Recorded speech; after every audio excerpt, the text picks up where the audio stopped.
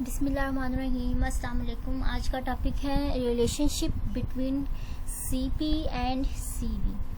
सी होता है basically heat capacity, ठीक है। हीट कैपेसिटी जब प्रेशर कांस्टेंट हो और सीवी हीट कैपेसिटी जब वॉल्यूम कांस्टेंट हो।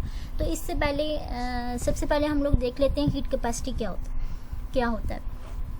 तो सिस्टम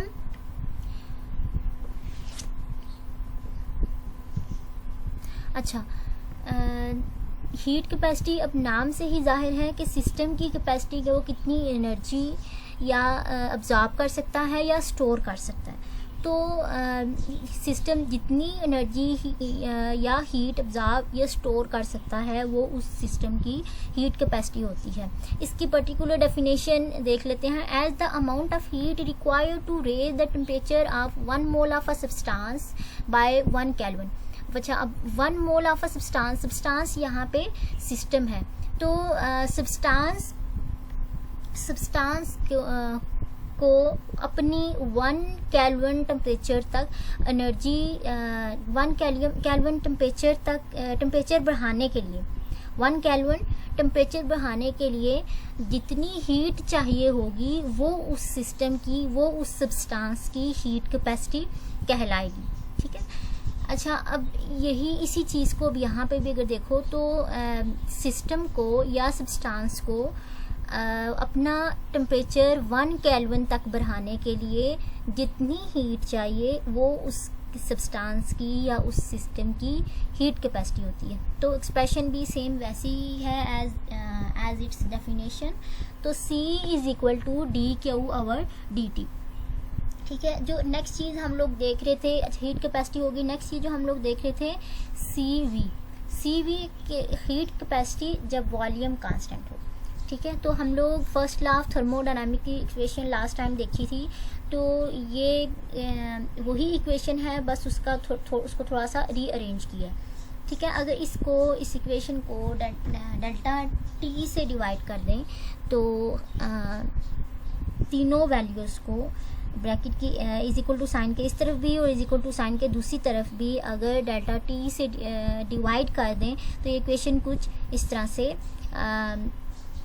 रीशेप हो जाएगी। अच्छा, अब मेन क्या है, हीट कैपेसिटी जब वॉल्यूम कांस्टेंट हो। जब वॉल्यूम कांस्टेंट है, ज़ीरो है, तो यहाँ पे अगर ज़ीरो अप्लाई करो तो ये पूरी की पूरी टर्म ज़ीरो हो जाएगी। तो बाकी पीछे क्या बचेगा, dE/dt। और हम लोग ऑलरेडी जानते हैं dQ/dt किसके इक्वल होता है, C के, ठीक है। ये सारी की सारी टर्म इस तरह से आ गई और वॉल्यूम कांस्टेंट है तो सबस्क्रिप्ट में V आ जाएगा, ठीक हो गया। तो अब जो इसकी डेफिनेशन, जब हीट कैपेसिटी की डेफिनेशन जब वॉल्यूम कांस्टेंट हो तो क्या होगी, the rate of change of internal energy, rate of change of internal energy with respect to temperature at constant volume. अच्छा, नेक्स्ट जो है अगेन हीट कैपेसिटी जब प्रेशर कांस्टेंट हो। तो यहाँ पे क्या है कि ये ही इक्वेशन यहाँ से उठा ली, ठीक है। जब आप लिखते वक्त अगर पेपर में आ जाता है तो सीक्वेंस से लेके आ सकते हैं कि थर्मोडायनामिक इक्वेशन को डेल्टा T से डिवाइड किया तो होल इक्वेशन को, तो ये चीज़ आ गई, ठीक है। देन ये चीज़ है। देन एक और यहाँ पे एक्सप्रेशन यूज़ हो रही है इस इक्वेशन को डिराइव करने के लिए। यहाँ पे इंथैल्पी की इक्वेशन है। इंथैल्पी को H से रिप्रेजेंट करते हैं। इंथैल्पी क्या होता है, इंटरनल एनर्जी और प्रेशर इनटू वॉल्यूम, इसको कलेक्टिवली बोलते हैं इंथैल्पी, ठीक है। इंथैल्पी की इक्वेशन में को फर्दर अगर डिफरेंशिएशन की जाए विद रिस्पेक्ट टू टेम्परेचर के लिहाज से अगर डिफरेंशिएशन की जाए, डिफरेंशिएशन अगेन एक मैथमेटिकल टर्म है, एक मैथमेटिकल मेथड है। हम लोग इसको डिटेल में नहीं जाते, सिंपली जो है वो एक तो चीज़ें हैं जो यहाँ पे यूज़ हो रही हैं, बस उसी को देखते हैं। अच्छा, अब क्या है कि डिफरेंशिएशन की है विद रिस्पेक्ट टू टेम्परेचर। तो एक तो हर एक के डिनोमिनेटर में dt आ जाएगा। d यहाँ पे रिप्रेजेंट करता है डिफरेंशिएशन को, डेरिवेटिव या डिफरेंशिएशन को, ठीक है। तो एक तो हर एक डिनोमिनेटर में dt आ जाएगा और इन सब की जो है वो डेरिवेशन कर रहे हैं तो हर एक के साथ d आ गया, ठीक है, एक चीज़। और eight constant pressure, pressure constant है तो होल जो हम लोग ले रहे हैं सबस्क्रिप्ट, वो जो सबस्क्रिप्ट में प्रेशर आ जाएगा क्योंकि प्रेशर कांस्टेंट है, उसको एक्सप्रेशन में रिप्रेजेंट कर रहे हैं। एक चीज़, दूसरी चीज़ ये कि जब भी हम लोग डिफरेंशिएशन या इंटीग्रेशन वगैरह की टर्म यूज़ करते हैं या किसी एक्सप्रेशन के ऊपर अप्लाई करते हैं तो डिफरेंशिएशन जो है वो कांस्टेंट वैल्यूज़ के ऊपर अप्लाई नहीं होता। यहाँ पे हम लोग प्रेशर कांस्टेंट ले रहे हैं तो इसलिए प्रेशर के ऊपर डिफरेंशिएशन अप्लाई नहीं होगी, इस वजह से इसको ब्रैकेट से निकाल के अलग कर लिया गया। ठीक है, क्योंकि इसके ऊपर डिफरेंशिएशन नहीं अप्लाई हो रही, बाकी इन दोनों के ऊपर हो रही है, इन किसके ऊपर हो रही है सॉरी। अच्छा, अब अगर आप लोग देखो यहाँ पे तो इस एक्सप्रेशन का ये वाला पार्ट और ऊपर जो हम लोगों ने देखा था ये पार्ट, ये दोनों सेम है। ठीक है, दोनों पार्ट अगर सेम है तो फिर हम लोग कह सकते हैं कि जो C है वो इक्वल हो सकता है किसके, DH ओवर DT के। तो C is equal to DH over DT।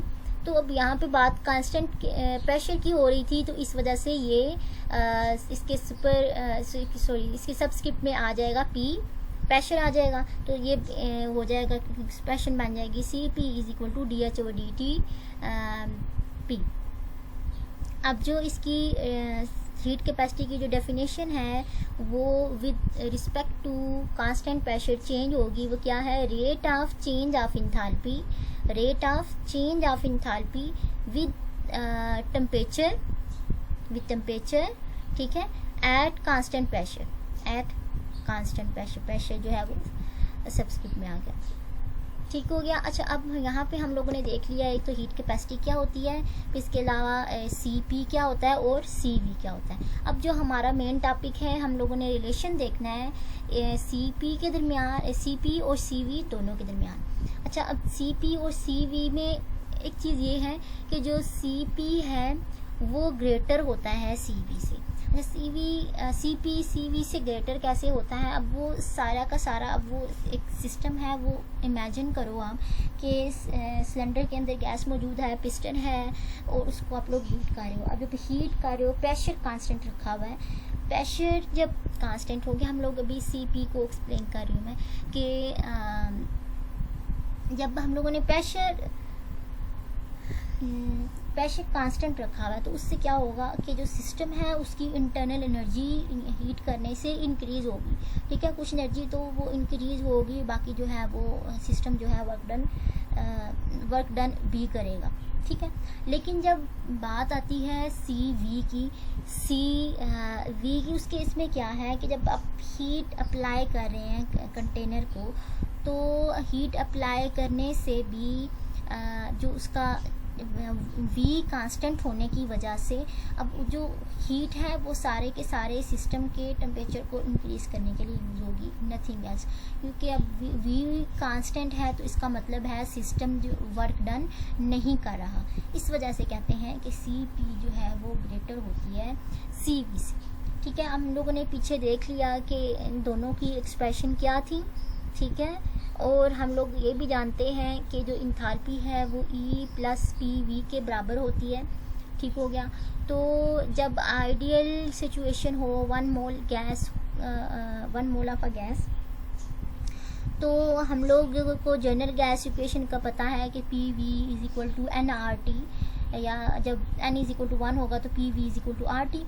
So PV की जगह हम लोग RT पुट कर सकते हैं। ठीक है, अगेन अगर इस इक्वेशन के ऊपर या इस एक्सप्रेशन के ऊपर डिफरेंशिएशन अप्लाई करते हैं विद रिस्पेक्ट टू टेम्परेचर, ठीक है, विद रिस्पेक्ट टू टेम्परेचर अगर हम लोग इसके ऊपर, इस एक्सप्रेशन के ऊपर डिफरेंशिएशन अप्लाई करते हैं तो ये इक्वेशन हर वैल्यू के डिनोमिनेटर में डेल्टा T, dt और dt आ जाएगा, लाइक दिस।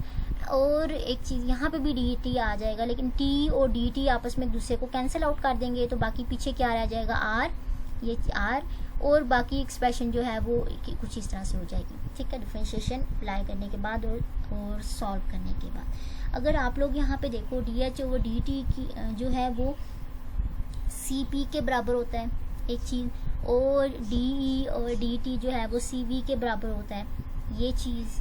तो यहाँ से अगर हम लोग इस सी वी को इज इक्वल टू साइन के दूसरी तरफ ले जाएं तो C P minus C V is equal to R हो जाएगा। ठीक है, आर हमें पता है जनरल गैस कांस्टेंट होता है, इसकी वैल्यू कांस्टेंट होती है, आप लोगों को पता होनी चाहिए इसकी वैल्यू क्या है। अच्छा, अब यहाँ पे ये कंक्लूड किया जा सकता है कि जो सी पी है वो ग्रेटर होता है सी वी से by the value R. R की जितनी भी वैल्यू है सी पी उस वैल्यू जितना सी वी से ग्रेटर होगा। ठीक हो गया, ये हुआ relationship between C P and C V. ठीक है, आज के लिए इतना।